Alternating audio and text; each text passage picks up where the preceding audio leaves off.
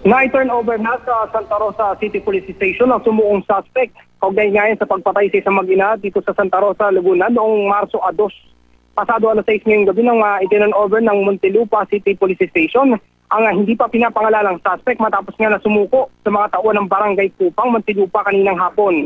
Ayon kay Santa Rosa Chief of Police Superintendent Reynaldo Maclang, ang sumukong suspect ay isa dun sa dalawang pinaghahanap na lalaki na namataan sa nakuna ng CCTV na pumunta sa bahay ng mga biktima sa isang subdivision sa Barangay Labas noong Marso 2. Ito muna yung mga nagpakilalang taga Globe Telecom na mag-aayos sana sa internet ng bahay ng biktimang si Pearl Santa Ana.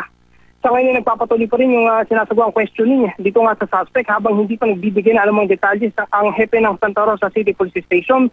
Inikaugnay nga dun sa mga naging pahayag nitong sumukong suspect dahil ito yung naghihintay pa ng abogado. Sa ngayon, ang tiniyak lamang ng Santa Rosa City Police Station ay nagsasagawa na sila ng mga follow-up operation laban nga dun sa isa pang pinaghahanap na suspect na pumatay nga doon sa nabanggit na mag-ina. Jessica?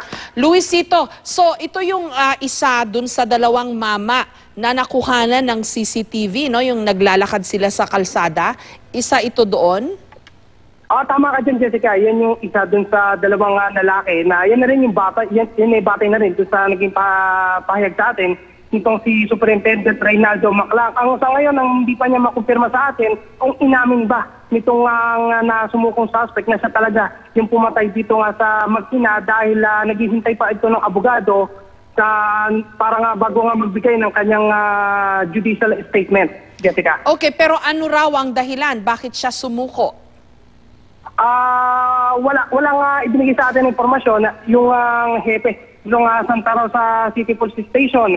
Pero Jessica, kanina nakausap natin yung mismong hepe nitong Muntinlupa City Chief of Police na si Senior Superintendent Nick Salvador.